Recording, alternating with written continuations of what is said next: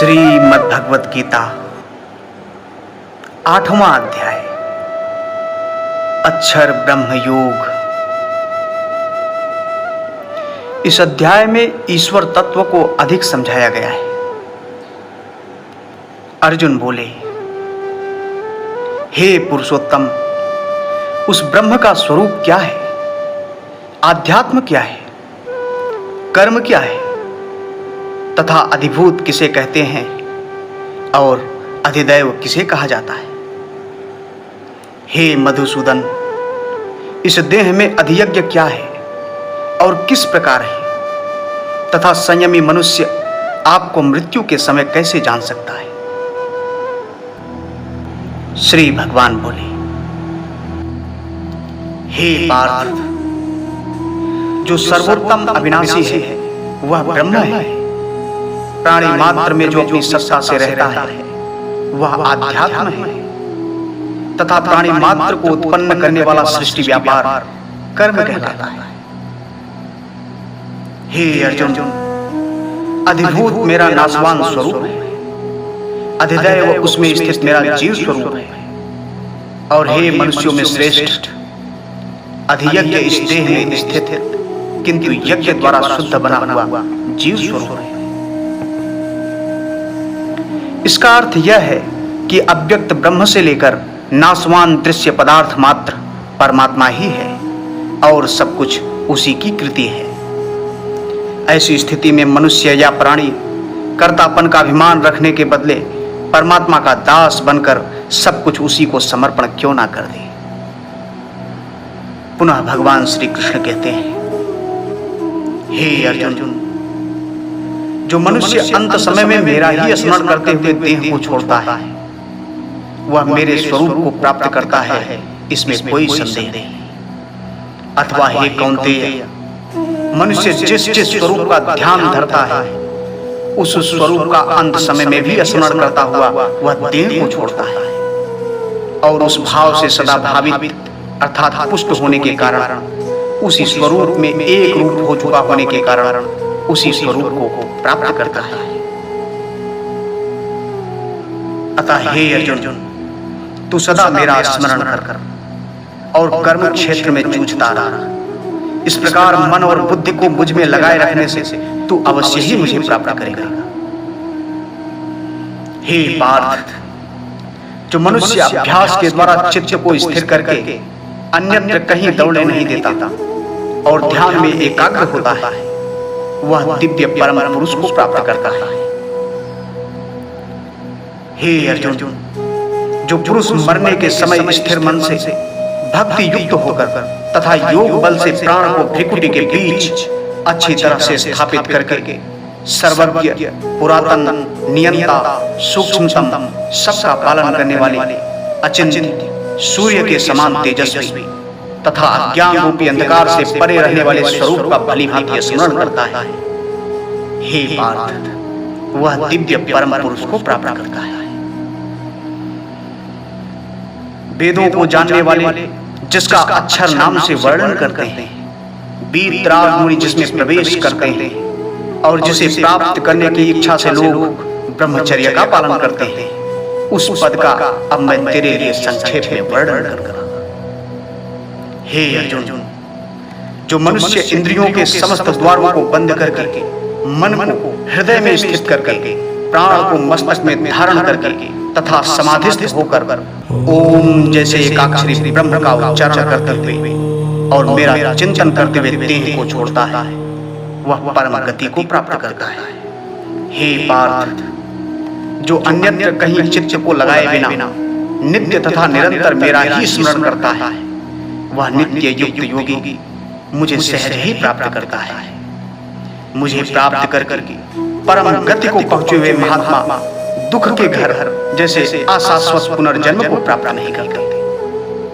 हे कौन्तेय, ब्रह्मलोक से लेकर समस्त लोग बार बार जन्म लेने वाले, परंतु मुझे प्राप्त कर लेने के पश्चात मनुष्य को फिर जन्म नहीं लेना पड़ता।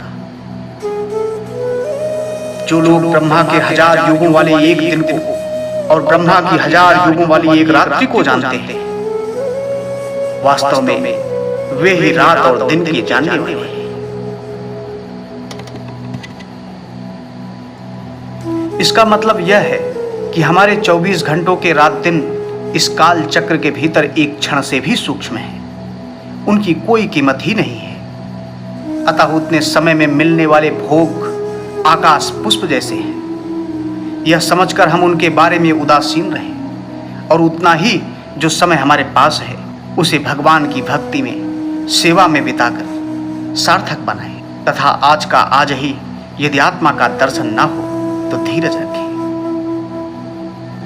पुनः भगवान श्री कृष्ण कहते हैं, हे अर्जुन, ब्रह्मा का दिन उगने पर सब प्राणी अव्यक्त में से व्यक्त होते हैं और रात पड़ने पर उनका प्रलय होता है, अर्थात अव्यक्त में उनका लय हो जाता है। यह जानकर भी मनुष्य को समझना चाहिए कि उनके हाथ में बहुत कम सत्ता है। उत्पत्ति और नाश की जोड़ी साथ साथ चलती रहती है। भगवान श्री कृष्ण कहते हैं, हे पार्थ, इन प्राणियों का समुदाय इस प्रकार उत्पन्न हो होकर रात पड़ने पर विवस्था से लय को प्राप्त होता है और दिन उगने पर विवस्था से उत्पन्न होता है। इस अव्यक्त से परे दूसरा सनातन अव्यक्त भाव है। सारे प्राणियों अर्थात भूतों का नाश हो जाने पर भी इस सनातन अव्यक्त भाव का नाश नहीं होता। हे अर्जुन, जो अव्यक्त और अक्षर अर्थात अविनाशी कहलाता है उसी को परम गति भी कहते हैं। वह मेरे ऐसा परम धाम है जिसे प्राप्त करने के बाद मनुष्यों का पुनर्जन्म नहीं होता। हे पार्थ, जिसके भीतर सारे भूत, सारे प्राणी स्थित हैं और जिससे यह सारा जगत व्याप्त है, उस उत्तम पुरुष के दर्शन अनन्य भक्ति से होते हैं। जिस काल में मृत्यु पाकर योगी जन मोक्ष को प्राप्त करते हैं और जिस काल में मृत्यु पाकर उनका पुनर्जन्म होता है, वे दोनों काल हे भरतर्षभ मैं तुझे बताऊंगा। उत्तरायण के 6 महीनों में शुक्ल पक्ष में दिन में जिस समय अग्नि की ज्वालाएं उठ रही हो, उस समय जिनकी मृत्यु होती है वे ब्रह्म को जानने वाले मनुष्य ब्रह्म को ही प्राप्त करते हैं। परंतु दक्षिणायन के 6 महीनों में कृष्ण पक्ष में रात्रि में जब चतुर्दिक धुआं फैला हुआ हो, उस समय मरने वाले मनुष्य चंद्रलोक को प्राप्त करके पुनर्जन्म को प्राप्त करते हैं। ऊपर के 2 श्लोकों के शब्दार्थ का गीता की शिक्षा के साथ मेल नहीं बैठता। उस शिक्षा के अनुसार तो जो भक्ति भाव से परिपूर्ण है, जो सेवा मार्ग के अनुसार करता है और जिसे ज्ञान हो गया है, वह किसी भी समय क्यों ना मरे, उसे मोक्ष ही प्राप्त होता है। इन 2 श्लोकों का शब्दार्थ गीता की इस शिक्षा के विरुद्ध है। इन श्लोकों का भावार्थ यह जरूर निकल सकता है कि जो लोग यज्ञ करते हैं, अर्थात जो परोपकार में ही जीवन बिताते हैं, जिन्हें ज्ञान प्राप्त हो गया है, जो ब्रह्मविद अर्थात ज्ञानी है, उनकी मृत्यु के समय भी यदि ऐसी स्थिति रहे तो वे मोक्ष को प्राप्त करते हैं। इसके विपरीत जो यज्ञ नहीं करते, जिन्हें ज्ञान प्राप्त नहीं हुआ है, जो भक्ति को नहीं जानते, वे चंद्रलोक को अर्थात क्षणिक लोक को प्राप्त करके पुनः संसार चक्र में लौट आते हैं। चंद्र के पास उसका अपना प्रकाश नहीं होता। पुनः भगवान श्री कृष्ण कहते हैं, हे अर्जुन, जगत में प्रकाश का और अंधकार का अर्थात ज्ञान का और अज्ञान का मार्ग, ये 2 अत्यंत प्राचीन काल से चलते आए सदा के मार्ग माने गए हैं। इनमें से एक मार्ग से अर्थात ज्ञान के मार्ग से मनुष्य मोक्ष को प्राप्त करता है और दूसरे मार्ग से अर्थात अज्ञान के मार्ग से वह बार बार पुनर्जन्म को प्राप्त करता है।